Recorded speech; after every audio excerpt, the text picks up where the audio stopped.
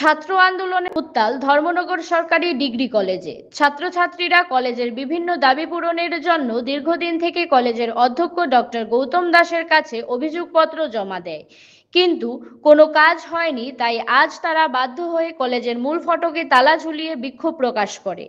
ধর্মনগর সরকারি ডিগ্রি কলেজের লাইব্রেরিতে ছাত্রছাত্রীদের জন্য পর্যাপ্ত পরিমাণ বই নেই, শৌচালয়ের বিভিন্ন সমস্যা, কলেজের শিক্ষক স্বল্পতা, শিক্ষক বদলি নিয়ে ছাত্র আন্দোলনে উত্তাল ধর্মনগর কলেজে। ছাত্রছাত্রীরা যখন গরমের মধ্যে অসুস্থ হয়ে হাসপাতালে ভর্তি হয়, তখনও অধ্যক্ষ ডক্টর গৌতম দাস একবারের জন্য ছাত্রছাত্রীদের সঙ্গে যোগাযোগ করেননি। অবশেষে কলেজের প্রিন্সিপাল আশ্বাস দেন, এবার কাজ না হলে পরবর্তীতে আরো বৃহৎ আন্দোলনে যাবে বলে জানিয়েছে ছাত্রছাত্রীরা।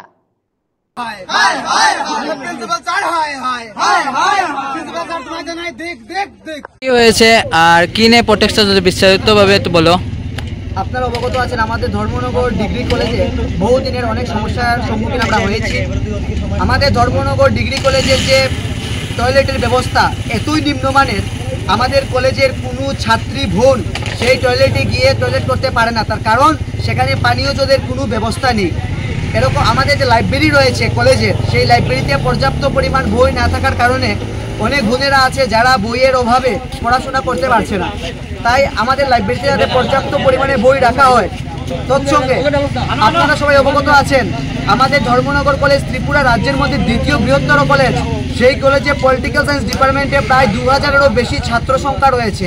সেই জায়গাতে দাঁড়িয়ে 2000 ছাত্র সংখ্যার যে ক্যাপাসিটি, সেখানে শিক্ষক সংখ্যা মাত্র 2 জন।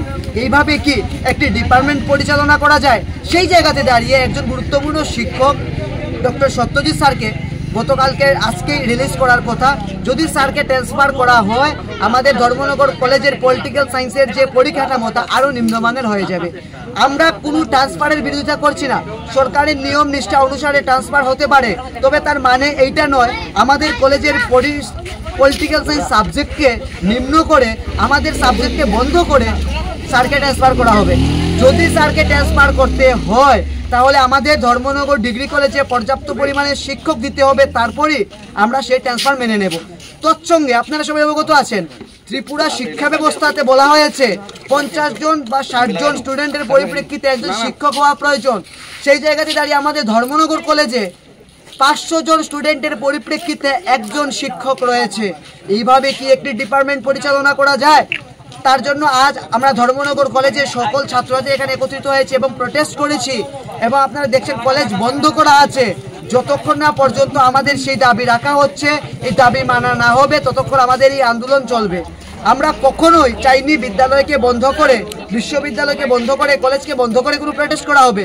কিন্তু যখন আমরা দেখেছি ধৈর্যের বাঁধ ভেঙে গেছে, যখন দেখতে পাচ্ছি তার কারণে শত শত হাজার হাজার মেয়েরা অসুস্থ হয়ে পড়ছে, টয়লেট না থাকার কারণে, পানীয় জল না থাকার কারণে, শেষ পর্যন্ত আমরা বাধ্য হয়ে আজকে রাস্তায় নেমেছি এবং সেই সমস্যা আমরা তুলে ধরেছি। আর সত্যজিৎ স্যারের ট্রান্সফার আমরা কোনোভাবেই মেনে নেব না যতক্ষণ না আমাদের ধর্মনগর কলেজে পর্যাপ্ত পরিমাণে শিক্ষক প্রদান করা হচ্ছে। যদি শিক্ষক প্রদান করা হয়, তাহলে আমরা তাকে মান্যতা দেব, না হলে আমরা কোনোভাবেই মান্যতা দিতে পারবো না। দরকার হলে আমরা আজকে সারা রাত্রব্যাপী আমাদের আন্দোলন চলবে, যতক্ষণ না পর্যন্ত আমাদের এই সমস্যার সমাধান হচ্ছে, ততক্ষণ ধর্মনগর কলেজের সামনে ধর্মনগর কলেজের হাজার হাজার ছেলেমেয়েরা বসে থাকবে এবং তার প্রোটেস্ট করবে। যেহেতু ট্রান্সফারের ইস্যুটা ডাইরেক্টর হায়ার এডুকেশন থেকে এসছে, আমরা ফোনে কথা বলেছি, ডাইরেক্টর স্যারকে আমরা পাইনি, উনি দিল্লি চলে গেছেন। এডিশনাল ডাইরেক্টর এবং ওএসডির সঙ্গে কথা হয়েছে, তো রবিবার অবধি স্টের কথাটা ওরা মৌখিকভাবে রাজি হয়েছে। বাই দিস টাইম যদি কোনো প্রগ্রেস আমরা পাই যে কোনো অ্যাঙ্গেল থেকেই, সেটা তোমরা জানতে পারবে, আমাদের ছাত্র প্রতিনিধির মাধ্যমে আমরা জানিয়ে দেবো। টয়লেট বাথরুম পরিষ্কার করা, সাবজেক্ট নতুন ইন্ট্রোডিউস করার ব্যাপারে এগুলি আমি যথাযথ চেষ্টা করব অতিসত্ব করার। এই তো। আর কালকে আমাদের অ্যাডমিশনের নতুন স্টুডেন্টের মেরিট লিস্ট আউট হবে, 13 তারিখ থেকে ভর্তি শুরু হবে, নতুন ছেলে মেয়েরা আসবে, গার্জিয়ানরা আসবে। আমি আশা রাখবো তোমরা তাদেরকে এই ভর্তির ব্যাপারে সহযোগিতা করবে। কলেজ কর্তৃপক্ষ, ভর্তি কমিটি এবং গার্জিয়ান সবাইকে তোমরা এ ব্যাপারে সাহায্যের হাত বাড়িয়ে দেবে। ট্রান্সফারের যে সমস্যাটা, স্যারের যদি ট্রান্সফার হয়, আমাদের পলিটিক্যাল ডিপার্টমেন্ট বন্ধ থাকার মতো অবস্থা হইব, কারণ তার পরিবর্তে শিক্ষক নাই। এই জায়গাতে দাঁড়াইয়া আমাদের প্রধান প্রিন্সিপাল আমাদেরকে জানাইছেন যে রবিবার পর্যন্ত, সোমবার পর্যন্ত স্যারের রিলিজ অর্ডার দেওয়া হইতো না। যদি সোমবারের মধ্যে সমাধান না হয়, যদি স্যারের পরিবর্তে যে রেশিও আছে 50 জন স্টুডেন্টের পরিপ্রেক্ষিতে একজন শিক্ষক সেই রেশিও মেনটেন করা না হয় এবং সমস্যার সমাধান না হয়, তাহলে আমরা আবার সোমবারে প্রটেস্ট করবো এবং আমরা বিশ্বাস স্যারের নেতৃত্বে স্যার এটা করতে পারবেন এবং স্যারের স্টেটা এটা ক্যান্সেল করা সম্ভব হইব। দেখার বিষয় সোমবার পর্যন্ত কিতা হয়। আমরা আজকের দিনে এটার উপরে দাঁড়াইয়া আমরা খুঁজে দিতেছি। সবাই রাজি আছো তো? সোমবারের মধ্যে না হয় তাহলে আমরা আবার প্রটেস্ট করবো। আবার বৃহত্তর প্রটেস্ট করবো এখানে না, যখন আমরা চৌমুন্ডির মধ্যে দাঁড়িয়ে প্রটেস্ট করবো, কারণ এটা আমরা প্রটেস্ট নয়, এটা কলেজের 7,500 স্টুডেন্টের প্রবলেম, সবাই এটা দাবি। যেহেতু আজকে টাইম দিচ্ছেন আমরারে এর লেগিয়া যখন আপনি যদি বুঝেন আপনি একজন মেয়ে হইয়া ধর্মনগর কলেজের 4,500 মেয়ের হইয়া আপনি একটু কথা বলে আমরা খুশি হইব।